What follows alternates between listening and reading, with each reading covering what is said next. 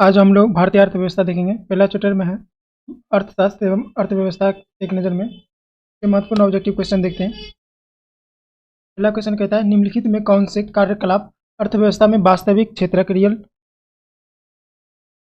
पहला क्वेश्चन कहता है निम्नलिखित में कौन से कार्यकलाप अर्थव्यवस्था में वास्तविक क्षेत्रक रियल सेक्टर का निर्माण करता है। पहला कहता है किसानों को अपनी फसलें काटना। दूसरा कथन कहता है कपड़ा मिलों का कच्चे कपास को कपड़े में बदलना। तीसरा कथन कहता है किसी वाणिज्यिक बैंक का किसी व्यापारिक कंपनियों को धनराशि देना। चार नंबर कहता है किसी कॉरपोरेट निकाय का विदेश में रुपया अंकित मूल्य के बॉन्ड जारी करना। इसका सही आंसर हो जाएगा ए नंबर 1 और 2, यानी कि इसका राइट आंसर हो जाएगा 1 और 2। नेक्स्ट क्वेश्चन देखते हैं। 2 नंबर कहता है समष्टि अर्थशास्त्र के अंतर्गत किन आर्थिक मुद्दों को सम्मिलित किया जाता है। के अंतर्गत सभी मुद्दों को सम्मिलित किया जाता है, यानी कि इसका राइट आंसर हो जाएगा डी नंबर। नेक्स्ट क्वेश्चन देखते हैं। 3 नंबर क्वेश्चन देखते हैं। 3 नंबर क्वेश्चन कहता है कोई बाजार जिनमें किसी विशेष उत्पाद के विक्रेता अधिक संख्या में हैं, लेकिन प्रत्येक विक्रेता किंचित भिन्न परंतु मिलते जुलते उत्पाद बेचता है, क्या कहलाता है। यह कहलाता है पूर्ण स्पर्धा, यानी इसका राइट आंसर हो जाएगा ए नंबर। नेक्स्ट क्वेश्चन देखते हैं। 4 नंबर कहता है निम्नलिखित में कौन सा सिद्धांत अंतर्राष्ट्रीय व्यापार का आधार बनता है। इसका सही आंसर हो जाएगा डी नंबर 1, 2 और 3, यानी इनमें से सभी। राइट आंसर हो जाएगा डी नंबर। नेक्स्ट क्वेश्चन देखते हैं।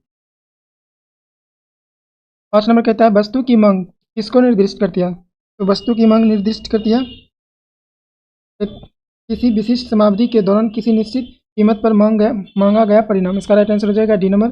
नेक्स्ट क्वेश्चन देखते हैं। एक निश्चित कीमत पर एक समष्टि समयावधि के भीतर खरीदी जाने वाले वस्तुओं का परिणाम की मांग है। नंबर क्वेश्चन देखते हैं। कहता है अपवादिक मांग वक्र वह है जिसकी ढाल कहता है अपवादिक मांग वक्र है वह है जिसकी ढाल कैसी होती है। ये दाहिनी से ऊपरमुखी की ओर, यानी इसका राइट आंसर हो जाएगा बी नंबर। नेक्स्ट क्वेश्चन देखते हैं। 7 नंबर कहता है वह दर जिस पर उपभोक्ता एक वस्तु को दूसरे वस्तु से संतुष्टि का स्तर बदले बिना प्रतिस्थापन के लिए तैयार है, क्या कहते हैं। यानी इसका राइट आंसर हो जाएगा ए नंबर प्रतिस्थापन की सीमांत। राइट आंसर हो जाएगा ए नंबर। नेक्स्ट क्वेश्चन देखते हैं। 8 नंबर कहता है अर्थव्यवस्था के निम्नलिखित में से किन क्षेत्रों के साथ कृषि तथा सेवा क्रियाकलाप संबंध है। तो प्राथमिक क्षेत्र को कृषि एवं तृतीय क्षेत्र को सेवा क्षेत्र कहते हैं, यानी इसका राइट आंसर हो जाएगा ए नंबर। 9 नंबर देखते हैं।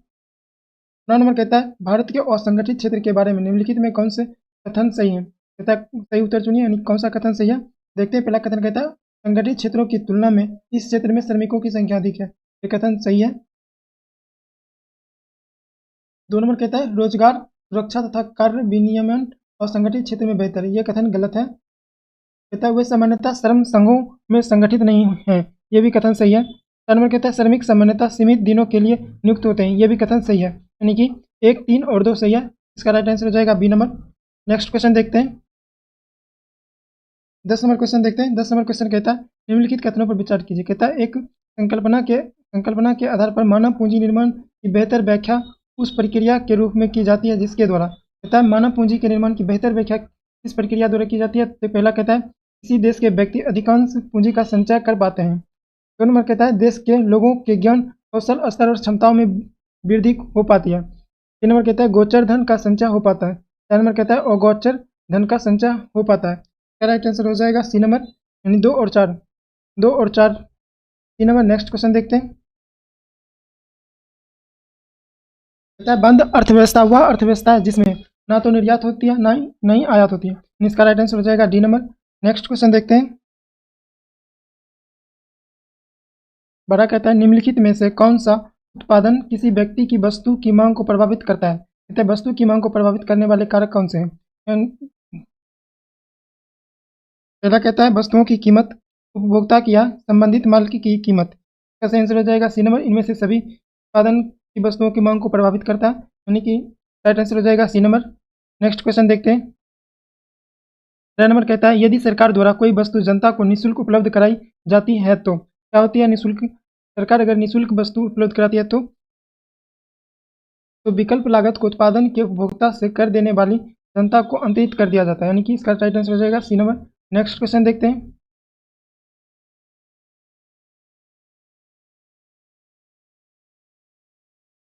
14 नंबर क्वेश्चन कहता है निम्नलिखित में से किन चीज़ों की आवश्यकता वस्तुओं और सेवाओं के उत्पादन के लिए होती है। इसका सही आंसर हो जाएगा उपयुक्त में सभी।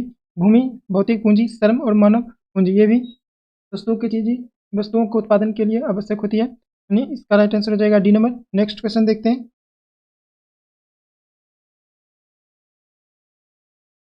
15 नंबर क्वेश्चन कहता है निम्नलिखित में कौन सा कथन सत्य है। तो सही कौन सा कथन है देखते हैं। भौतिक पूंजी के अंतर्गत नगद मुद्रा तथा कच्चा माल इत्यादि मदों को अस्थायी पूंजी कहते हैं। ये अस्थायी पूंजी भौतिक पूंजी के अंतर्गत नगद माल और कच्चा माल अस्थायी पूंजी कहलाते हैं, यानी ये कथन गलत है।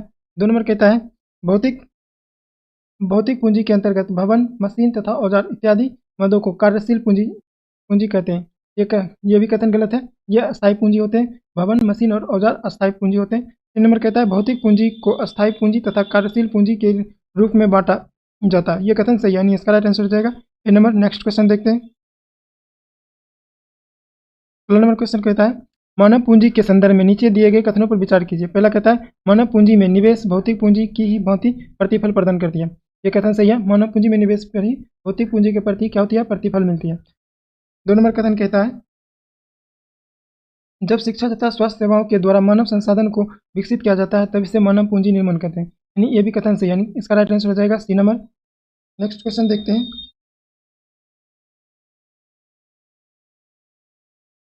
17 नंबर क्वेश्चन कहता है आर्थिक क्रियाकलापों के अंतर्गत द्वितीयक क्षेत्र में सम्मिलित है। द्वितीयक क्षेत्र में सम्मिलित है विनिर्माण।